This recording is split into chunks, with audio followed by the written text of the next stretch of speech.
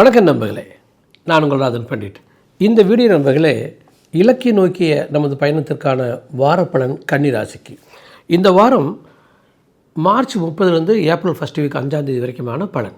March 30 2026 திங்கட்கிழமையிலிருந்து April 5 2026 ஞாயிற்றுக்கிழமை வரைக்குமான அந்த ஒரு வார பலனை உங்களுக்கு சொல்ல போகிறேன். கன்னி ராசிக்கு என்னுடைய ஃபேவரட் ராசி. அதாவது எந்த ராசியாக இருந்தாலும் ராசியாதிபதி பேஸ் பண்ணி தான் வாழ்க்கை இருக்கும். இப்போ நான் மீன ராசினா என்னுடைய ராசியாக குரு வச்சு தான் என்னுடைய அறிவு மனசு உடம்பு எப்படி எங்கே நம்ம கண்டுபிடிக்கலாம்.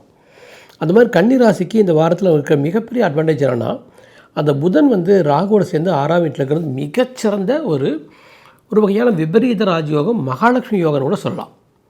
ஒரு பெருத்த வெற்றியை, பெருத்த மகிழ்ச்சியை அது புதனும் ராகுவும் 6ஆம் வீட்டில் கொடுக்குறாங்க. அதற்கு குரு பார்வை தேவையில்லை, ஆனால் குரு பார்வை இருக்குது 11 மார்ச்லேருந்து. அப்போ எக்ஸ்ட்ராடனரி குரு பார்வையோட உங்களுக்கு 6ஆம் வீட்டில் நான் நேரடியாக பலனுக்குள்ள தான் போக போகிறேன். இது எப்படின்னா, அதாவது உடம்பை பொறுத்த வரைக்கும் புதன் 6ல் மறைஞ்சிட்டான்னு அர்த்தம் இல்லை. கோச்சாரத்தில் புதன் 6ல் இருந்தான்னா மகாலட்சுமியே நமக்கு வரம் கொடுக்குறான்னு சொல்கிறாங்க. உடம்பு, மனசு, பௌதிக வாழ்க்கை தருவாளாம். உடம்புங்கிறது கண்ணுக்கு தெரியும், பணம் கண்ணுக்கு தெரியும், மனைவி கண்ணுக்கு தெரியுவா, கணவன் கண்ணுக்கு தெரியுவா, வீடு வாசல் வண்டி வாகனங்கள் கண்ணுக்கு தெரியும். கண்ணுக்கு தெரிந்த இன்பங்கள் லட்சுமி கொடுப்பான்னு சொல்லுவாங்க ஜென்ரலாக. ஸோ அந்த பாயிண்டில் புதன் 6ஆம் வீட்டில் நல்லது. அப்போ இந்த உடம்பு நன்றாக இருக்குதுன்னு அர்த்தம். அடுத்து மனது அப்படிங்கிறது நட்சத்திரம். இப்போ உத்தர நட்சத்திரத்தில் பிறந்தவங்களாக இருந்தால் 7ஆம் வீட்டில் சூரியன் கூட செவ்வாய் சனி சேர போகிறான். அதில் சனி உங்களுக்கு ரொம்ப ரொம்ப நல்லவன். இந்த பக்கம் ஒரு கெட்டவன், அந்த பக்கம் ஒரு கெட்டவன். ஒரு வகையான ஒரு யுத்தம் போகுது. ஆனால் அது உங்களுடைய ராசியை பாதிக்கும்னு சொல்கிறதுக்கு இல்லை.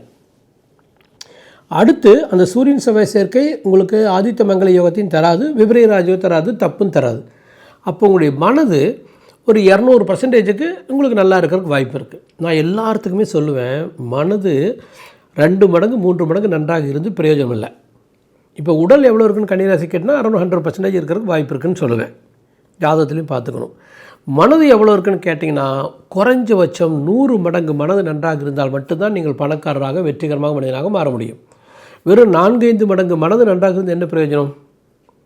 இப்போ சீஃப் மினிஸ்டர், கவர்னர் இவங்களுக்கெல்லாம் ஒரு 200 மடங்கு மனது நன்றாக இருக்கும். மன தெளிவு, மன உறுதி இருக்கும், மன திட்டம் இருக்கும். இதே பிரைம் மினிஸ்டர் அந்த மாதிரி இருக்கிறவங்களுக்கெல்லாம் ஒரு 500-1000 மடங்கு இருக்கிறதுக்கு வாய்ப்பு இருக்குது. அப்போ நாமளும் மன திடத்தையும் மன தெளிவையும் அதிகப்படுத்திக்கணும். அது ரொம்ப எளிது. நம்ம அறிவு, ஆழ்ந்த அறிவு இருக்குது இல்லையா, சப்கான்ஷியஸ் மைண்டு, அது பல லட்சம் மடங்கு ஜெயிக்கக்கூடிய சக்தி படைத்தது. அப்போ நம்மளால் ஒரு 500 மடங்கு நம்ம மனதை கொண்டுட்டு வர முடியாதா? ஸோ எளிதாக உங்கள் மனதை தைரியப்படுத்தலாம். என்னோட தொடர்ந்து ட்ராவல் பண்ணுங்கள், நான் உங்களுக்கு சொல்லித்தரேன். அப்போது அடுத்து தனகுடும்ப சுக்கன் பார்த்தீங்கன்னா உங்களுக்கு 8ஆம் வீட்டிலேருந்து உங்கள் சொந்த வீட்டை பார்க்குறான். அப்போ குடும்பம், செல்வம், செல்வாக்கு, அந்தஸ்து, மரியாதை, திருமண வாழ்க்கை, காதலான கணவனுடன் மனைவியுடன் சேர்ந்த வாழ்க்கை நன்றாக இருக்குது. அதே மாதிரி வெற்றி, அது ஒன்றும் பெரிய விஷயம் இல்லை. ஈவன் 3 செவ்வாய் 6-7 இருக்கக்கூடாது. அது ஒரு வகையான கலத்தர் தோஷம்.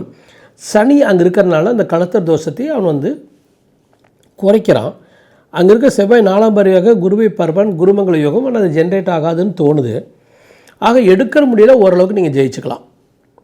சுகத்தன குரு தன் சொந்த வீட்டை பார்க்குறான். சாப்பாடு, தூக்கம், திருமணி, வண்டி, வாகனம், இந்த மாதிரி விஷயங்களை டெஃபினட்டாக நன்றாக இருக்குது.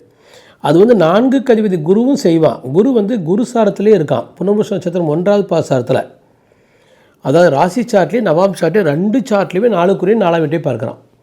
அப்போ என்ன அர்த்தம்? சாப்பாடு, தூக்கம், திருமணி, வண்டி, வாகனத்தில் குறையில்லைன்னு சொல்லிடலாம். அடுத்த பாயிண்ட்டில் பண்ணினாங்க, சுக்கரன் 8ஆம் வீட்டில் இருக்கிற பொழுது அது திருமண வாழ்க்கை, பௌதிக வாழ்க்கை நன்றாக இருக்குதுன்னு வந்துடுது. குழந்தைக 5க்குரிய சனி உங்களுக்கு 7ல் சூரியன் செவ்வாயில் சேர பொழுது அதை பரம்பரை விருத்தி, பெயர் புகழ், மரியாதை, அது okay, good enough, definitely good enough, தப்பு இல்லை, பெரிய சிறப்புன்னு சொல்ல முடியாது. ஆனால் எனக்கு என்ன தோணுதுன்னா, குழந்தைகளை பொறுத்த வரைக்கும் துக்குழியோடு அதிருப்தி ஏற்படலாம். ஆனால் 8ஆம் வீட்டு சுக்கரனால் திருமண வாழ்க்கை பியூட்டிஃபுல்லாக இருக்கும். காரணம் 6ஆம் வீட்டில் இருக்கிற ராகு 3ஆம் பார்வையாக சுக்கரனை பார்க்குறான். ஸோ எக்ஸ்ட்ராடினரி குடும்ப இயல் வாழ்க்கை அது திருமண வாழ்க்கையில். கூட்டாளி, பார்ட்னர்ஸ் எல்லாம் கூட கொஞ்சம் பொறுமையாக போய்க்குங்க. அது கொஞ்சம் ஆர்குமெண்ட்ஸ் வரக்கலாம் வாய்ப்பு இருக்குது. ஆர்குமெண்ட்ஸ் வராது, டிசப்பாயிண்ட் இருக்கிறதுக்கு வாய்ப்பு இருக்குது. அது கணவனோட வராது. காரணம் சுக்கரன் 8ல் இருக்கிறனால. ஆக நண்பர்கள், பிஸ்னஸ் பார்ட்னர்ஸ் இவங்களெல்லாம் நீங்கள் டிஸ்டன்ஸ் கீப் பண்ணுங்கள். ஆனால் ஒரு விஷயம் மட்டும் நிச்சயம், உங்களுக்கு ஒரு பிரச்சனை இருக்குன்னு வச்சுக்கோங்க, அந்த பிரச்சனையை அப்சல்யூட்டாக காணாமல் போயிடும். நீங்கள் ஒரு கடன் கொடுக்கணுன்னா கொடுத்துடலாம், சொத்து வாங்கணுன்னா வாங்கிடலாம், ஒரு டீலிங் பண்ணிடலாம் பண்ணிடலாம், ஒரு போட்டியில் ஜெயிக்கணும்னா ஜெயிச்சிடலாம். இது ஒரு மிகப்பெரிய ஒரு டேர்னிங் பாயிண்ட்டாக உங்களுக்கு வர்றதுக்கு வாய்ப்பு இருக்கு. ஆனால் ஜாதகத்தையும் பாருங்கள். இப்போ ஒரு சில பேத்துக்கு வந்து குரு திசையில் சனி புத்தியில் சுக்கிராந்தம் நடக்குது, பியூட்டிஃபுல் டைம் இருக்கார் இதே கன்னிராசிக்காரர். அப்போ அவங்களுக்கு வந்து இது கிரேட்டஸ்ட்.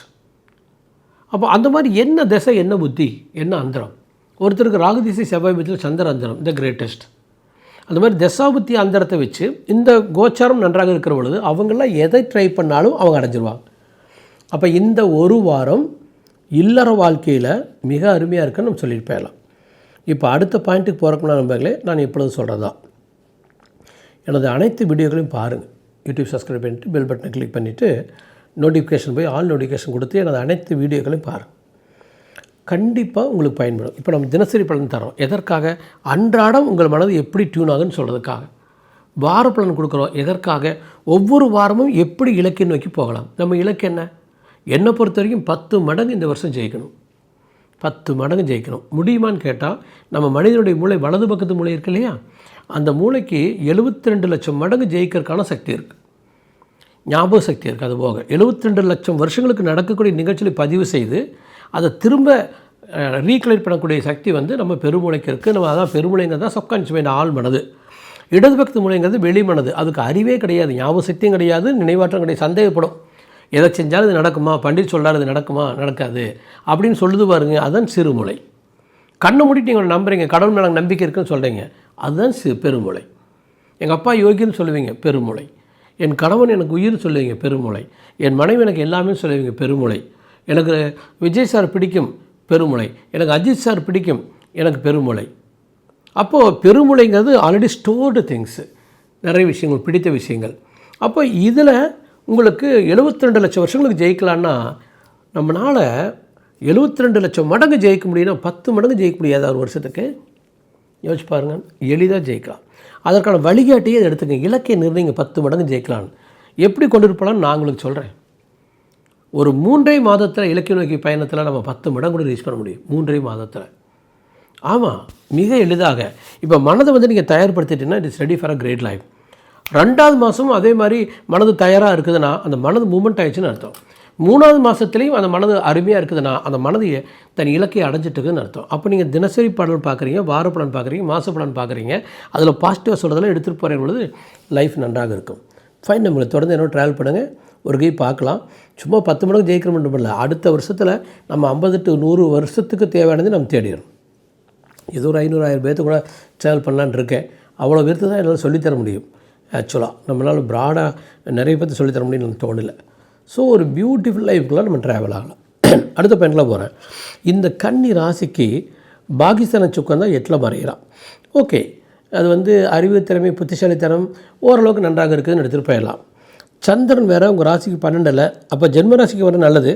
12ஆம் வீட்டில் அதாவது திங்கள் செவ்வாய் மீடியம், புதன் வியாழன் நல்லா இருக்குது, வெள்ளி சனி ஞாயிறு எக்ஸ்ட்ராடனியாக இருக்குது.